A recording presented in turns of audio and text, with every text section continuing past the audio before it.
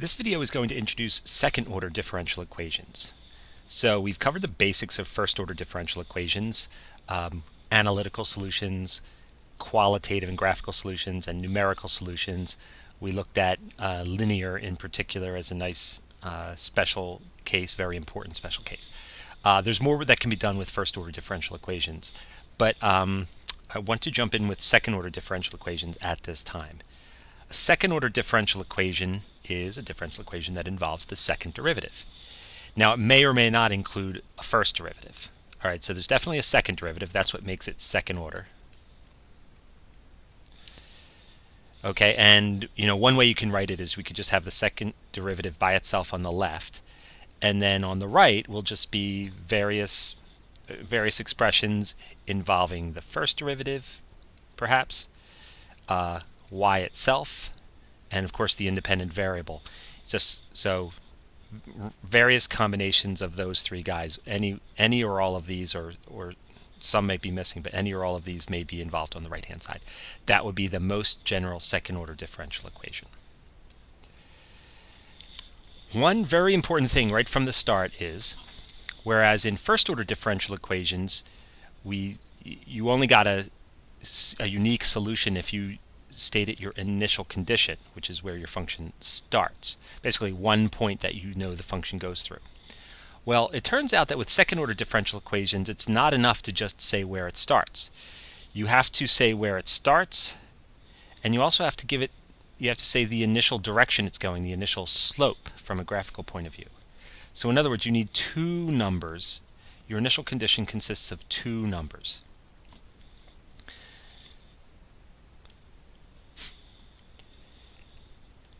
And because of that, what you're going to see is that when we get general solutions to second-order differential equations, rather than just having a capital C, an arbitrary constant, we're going to have two of those. We'll have two arbitrary constants. And you need two of them in order to match your two initial conditions. And you'll see how that works. Okay, so again, two initial conditions, both typically y of 0 and then the derivative at 0 is the usual way it's given. And therefore a general solution will have two arbitrary constants, like a capital A and a capital B. And then you can apply your initial conditions and solve for the A and the B. Okay. Now, as usual, there are qualitative methods, there are analytical methods, there are numerical methods. They're different though. They're going to be different methods. Slope fields are not possible. A slope field is based on slopes, which is based on first derivatives. And we're dealing with second derivatives now. It's not the same thing. So there will be a way to do graphical analysis, but we're not going to get to that just yet. Similarly, our numerical approach, Euler's method, it won't exactly be the same because we need to work the second derivative in as well. So Euler's method has to be changed. We're not going to do that right away either. We are going to focus on getting formulas. We're going to focus on analytic solutions for the time being. And what that does mean is that we will be looking at pretty simple second-order differential equations so that this will be possible. Okay. And in terms of that, in fact, let's start making things a little bit more simple. Let's focus on linear differential equations. A second-order linear differential equation would be one of this form. So we have a second derivative, and we'd have a first derivative term that has some coefficient in front that may involve t. Then we have just a plain old y term with a coefficient that may involve t. And then we have a right-hand side that maybe involves t as well, but without any y. Okay, so sort of three distinct terms, one for the second derivative, one for the first derivative, one for y itself, and then on the other side nothing. The first derivative and the y term, they can be on the right-hand side, but it is typical in linear differential equations to bring them over on the left-hand side with the second derivative. And so this is our standard form for second-order linear differential equations. And you see it's linear in terms of just the y part. The p, the q, and the r can be very nonlinear functions of t. They can be anything at all. But you see that we never have any like y squareds or dy dt to the fourths or anything like that. The second derivative, the first derivative, and y itself are just to the first power in their own individual terms. And that's what makes it linear. We are going to even get more simple and more specific, constant coefficients. So now we'll assume that the p and the q are just numbers. d squared y dt squared plus p dy dt plus qy equals r of t. Now you recall that in first order linear differential equations, the constant coefficient versions of those we were able to do very well. And that's what we're going to focus on right now, just the second order linear differential equations with constant coefficients. So we're really narrowing our focus to a very simple situation. It does turn out that this is a very important situation though, and we'll talk about why. So this is not just simplification for its own sake. There are very important real-world problems where the differential equation ends up being this type. Okay. And then finally, we can make the differential equations homogeneous, and this means the same thing as it did for first order. If the part that doesn't involve y, in this case we're calling it r of t, if that is 0.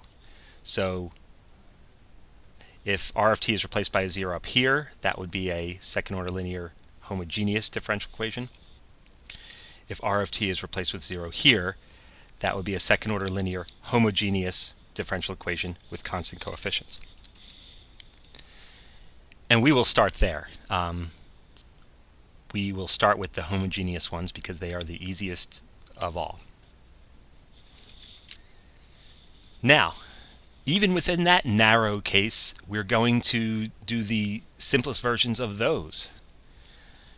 So here, just to get us started, here is the very simplest second order differential equation you could ever possibly have. So the second derivative equals 0. So y and dy dt don't even show up at all, and t doesn't show up explicitly either. So this is constant coefficient, but the coefficients are all 0, and it is homogeneous because the right-hand side is 0. So this just has everything to make it simple. And this is very easy to solve. And in fact, you can do this sort of from a Calc 1 standpoint because we don't even have y, so it's really just an antiderivative problem. So we would antidifferentiate once to get back to the first derivative. And if you antidifferentiate 0, you would just get a constant. So I'll call that a. So dy dt equals a constant a, right? That could be anything. That's an arbitrary constant, right? Anything would work because its derivative would be 0. And then we antidifferentiate one more time. Now the antiderivative of a constant would be a t plus b, right? So a linear function in the non-differential equations meaning of the term, just a algebra linear function, basically y equals mx plus b, y equals at plus b. This is the general solution to this differential equation. So it was really easy. It does illustrate the fact that when you solve a second order differential equation, you end up with 2 arbitrary constants. And so if we had initial conditions, let's say y of 0 equaled 3 and y prime of 0 equaled -2, say. So again, 2 initial conditions, one for y and one for the derivative. Then we could figure out what a and b are. So what we would do is we would say, okay, here's y, and in fact here's the derivative. So we have both of those. So we know that when we plug in 0 to y, we're supposed to get 3. So 3 equals 0 plus b. So we see that b has to be 3. And the derivative has to be -2. So back here, -2 equals, and plug in 0, but there's no place to plug in 0 because there's no t here. So a equals -2. So the solution to the initial value problem then would be y equals -2t plus 3. Okay. So general solution and then the actual solution to the initial, involving the initial conditions, including the initial conditions. All right. That was perhaps a little too simple, and like I said, it was just antiderivatives, so it was something you could have done in Calc 1. Let's move on to something a little bit more substantial. Super important, but still very basic. These two differential equations, so they are second order. Notice that dy dt, the first derivative, does not show up. So in other words, the coefficient for dy dt is 0 in both cases. Y does show up. Here the coefficient is +1, here the coefficient is -1. So both of these are linear, constant coefficient, second order d's. And we have 0 on the right-hand side, so they're also homogeneous. Okay, well, let's do the left one first.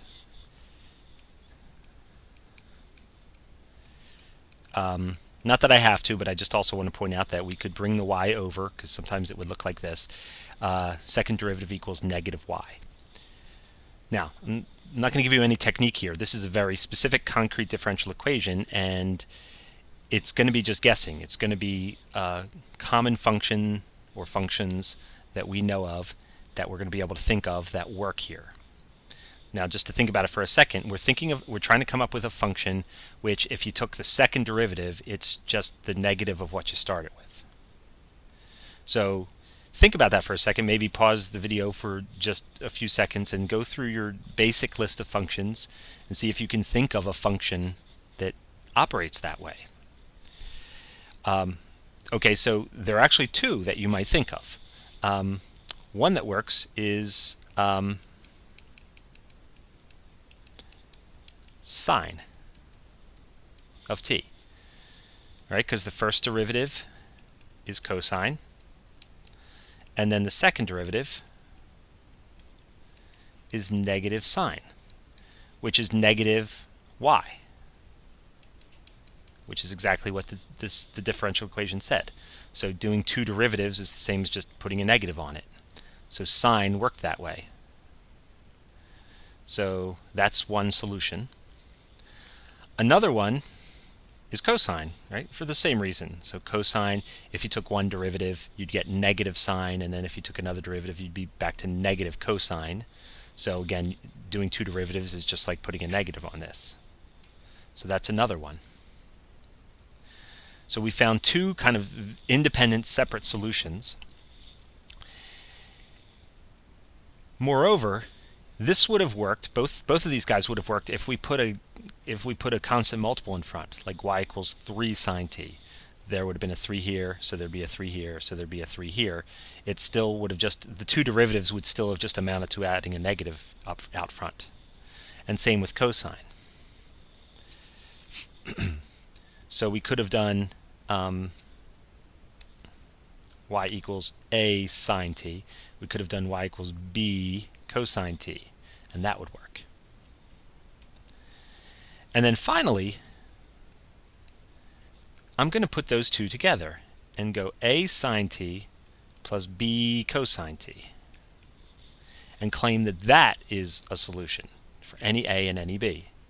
And again, just to explicitly check, if you do one derivative, you would get a cosine t minus b sine t.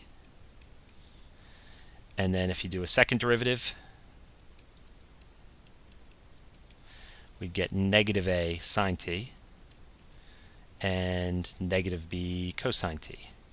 And you see that in the end we just get the negative of what we started with, which is exactly what this differential equation is asking for. So this right here is the general solution, a sine t plus b cosine t.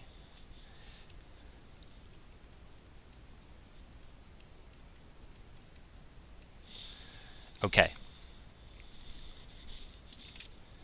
And as usual, if we had initial conditions, if we were given what y of 0 and y prime of 0 were, then we could solve for a and b. All right. Let me generalize this a bit. We did d squared y dt squared plus just y. Before I get to the other one on the other side, what if we did d squared y dt squared plus qy equals 0? So now we'll allow a coefficient other than 1, but still a positive one, positive q. So it's still a plus. It's still plus something. All right. Well, everything's going to be the same, sort of. I shouldn't say that. It's going to be there's going to be a major difference if I bring the qy over to the other side and get minus qy. What kind of a function will work here? Well, I guess my point in saying it's going to be the same is that we're still going to need sines and cosines. Sines and cosines are the functions whose property is that two derivatives kind of gives you a negative, right? But we also want this q to come out. We want two derivatives not only to give you a negative, but also to give us a multiple of q somehow. And the way we do that is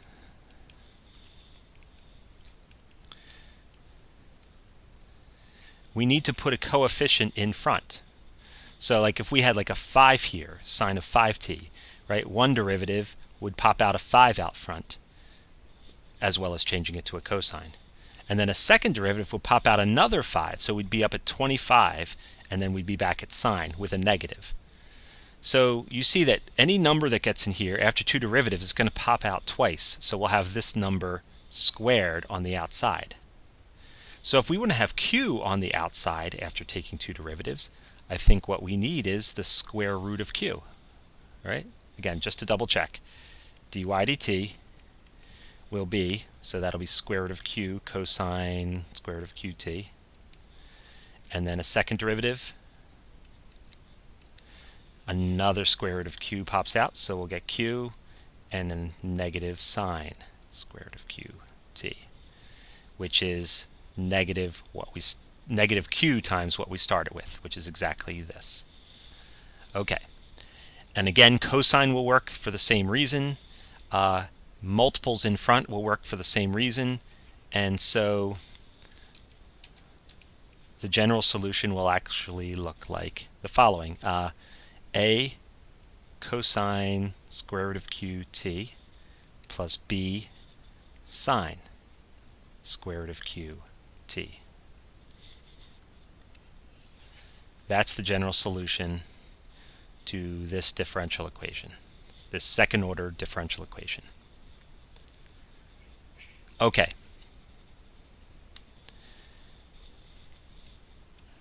Back to this page, we have to do the other one. We have to do the negative one, d squared y over dt squared minus y equals 0.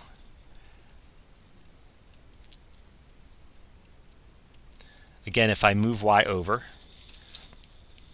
now I'm looking for a function which, after taking two derivatives, I'm just back where I started. Not with a negative, just y itself. All right, well, it's easy to think of one solution to that. We could just go with e to the t, because we know one derivative leaves you where leaves you right where you started.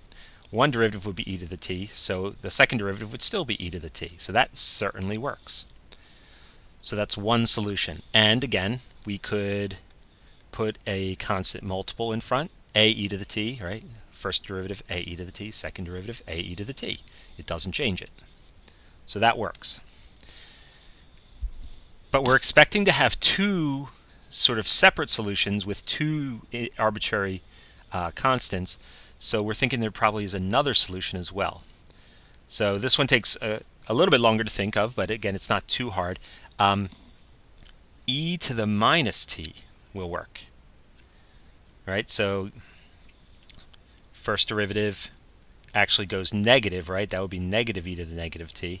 And then the second derivative, another negative comes out, so we're back to positive. So that one works. Two derivatives, you're right back where you started. And again, arbitrary constant in front will work as well. Which means y equals a e to the t plus b e to the minus t is the general solution to this second order differential equation. So it's interesting that plus or the minus matters very much. We either get trig function solutions or we get exponential function solutions. All right, and again, I will generalize this a little bit. Let's allow for a coefficient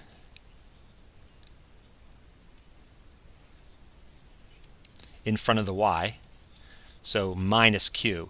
So here I'm actually assuming q is still positive, but I'm explicitly putting a negative in front, so negative q is the negative number. Okay. It's going to be a very similar approach to this, which is we're going to go with exponentials again.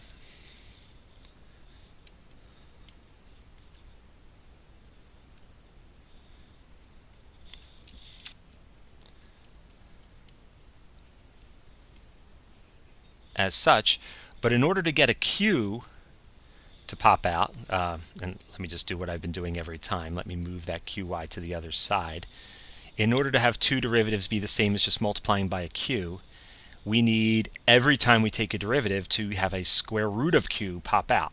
And so after we have two of them, we'll be at q. So that'll happen if I put a square root of q next to the t in the exponential, just like putting a square root next to the t in the sine or the cosine did the trick as well. So again, let's just verify, although you may already see it and believe it. So if we took a first derivative, right, we'd get a, and then the derivative here, it's an exponential, so it's itself, but times the derivative of the inside, which is a square root of q. There we go. There's the square root of q popping out. Same thing here. A square root of q will pop out, as well a negative. Okay, so that's the first derivative. Yeah, and it's definitely going to work. The second derivative, okay, another square root of q pops out. And another negative square root of q pops out here. And you see that we have the same thing as what we started with, except with a extra q.